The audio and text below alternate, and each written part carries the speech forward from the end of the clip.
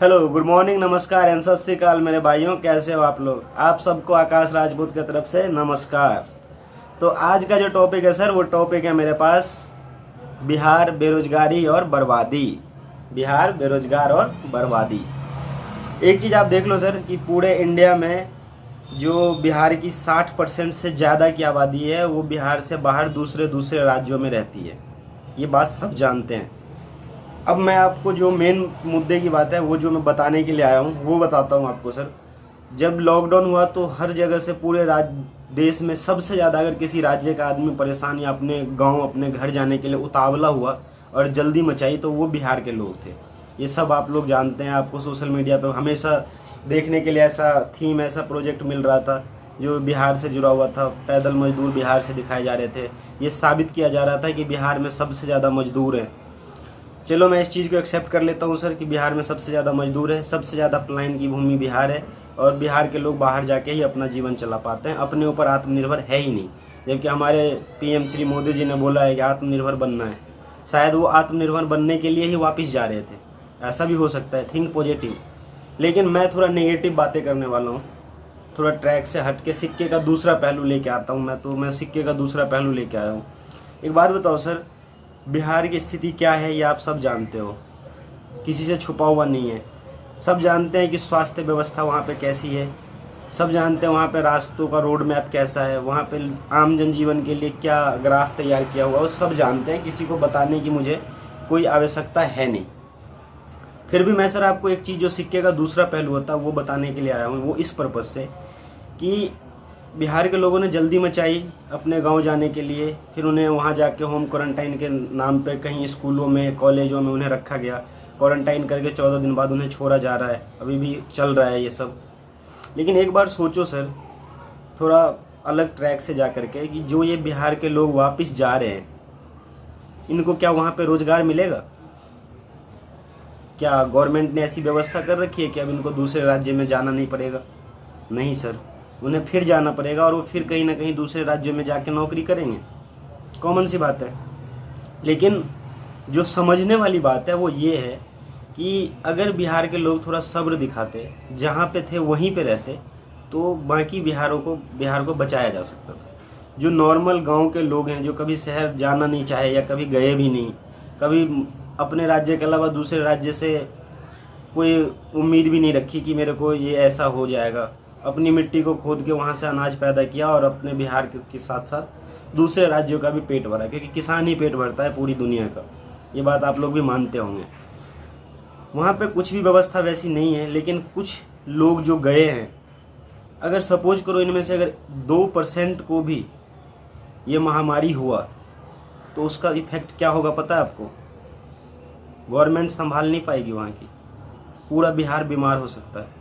जो मासूम बेचारे हैं ना, आप तो चलो गरीब हो, आप मजदूर हो, मैं मजदूर हूँ, हम दूसरे राज्य में, हम वहाँ से जा रहे हैं तो हम कह रहे हैं कि हम मजदूर हैं। लेकिन सर, जो अपने राज्य का, अपनी मिट्टी का भक्त वाला मजदूर है, उसको बीमार करने का हक मुझे किसने दिया है? किसी ने नहीं दिया है। लेकिन फिर भी हम कर रहे हैं क्योंकि हम मानव है सर। हमें तकलीफ़ कब होती है पता है? अगर मान लो कि मैं अपने 10th के एग्ज़ाम में फ़ेल हो जाता हूँ ना, तो मुझे तकलीफ़ होती है। या मैं 12th के एग्ज़ाम में या ग्रेजुएशन के एग्ज़ाम में अगर मैं फ़ेल हो जाता हूँ ना, तो मुझे तकलीफ़ होती है। लेकिन अगर मेरे साथ पूरी क्लास फ़ेल हो जाए ना, तो तकलीफ़ नहीं होती है, खुशी होती है। अच्छा लगता है कि अरे यार, हम अकेले थोड़ी डूब रहे हैं, सब डूब रहे हैं, डूबन दो, नाव डूब जान दो। ऐसा होता है सर, ये मानव फैकल्टी है, इंसानी, ह्यूमन। तो शायद अगर वो लोग ये सोच करके जा रहे हैं कि चलो मैं ही बीमार क्यों रहूँ, मैं सबको बीमार कर दूंगा, तो ये गलत बात है। और दूसरी बात सर, कोरोना महामारी से आप बीमारी से नफरत करो, बीमार से नफरत मत करो। और हम लोगों ने देखा है जिस छुआछूत को भारत सरकार कई वर्षों से ख़त्म करने की कोशिश कर रही है कि छुआछूत ख़त्म हो जाएगा, कोरोना नाम की बीमारी ने छुआछूत को दोबारा से पैदा कर दिया है।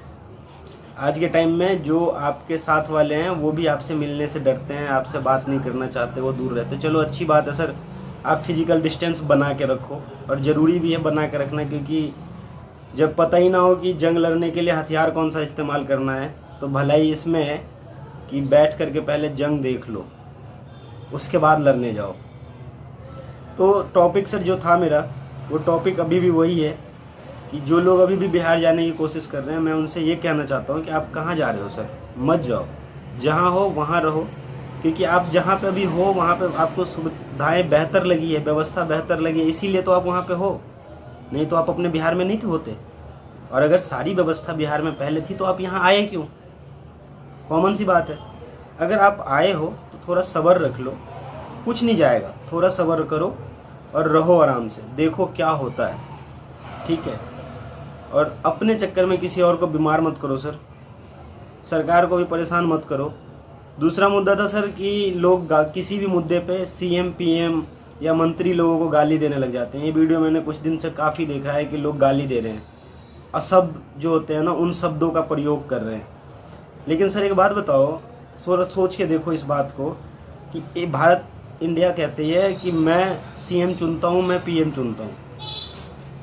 एक आदमी ढूंढ के लाओ जो मेरे को ये साबित कर दे कि सीएम और पीएम आप चुनते हो। आप चुनते हो सीएम पीएम को?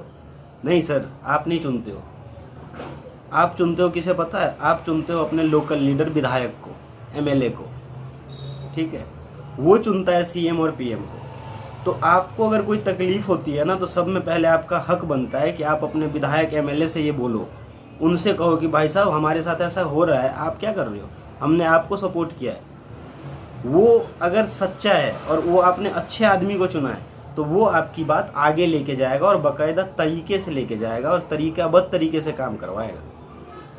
लेकिन अगर आपने दिमाग में ये मेंटलिटी सेट कर ली कि मेरे को कुछ भी दिक्कत होगा तो मैं सीएम और पीएम को गाली दूंगा, तो आपको किसी ने हक नहीं दिया सीएम पीएम को गाली देने का साहब। किसने हक दिया? आपने चुना भी नहीं उनको। और दूसरी बात, अगर हमारा देश आज़ाद है, थोड़ा ये सोचने वाली बात है, आप इसके बारे में बताइएगा मेरे को कि आपको क्या लगता है।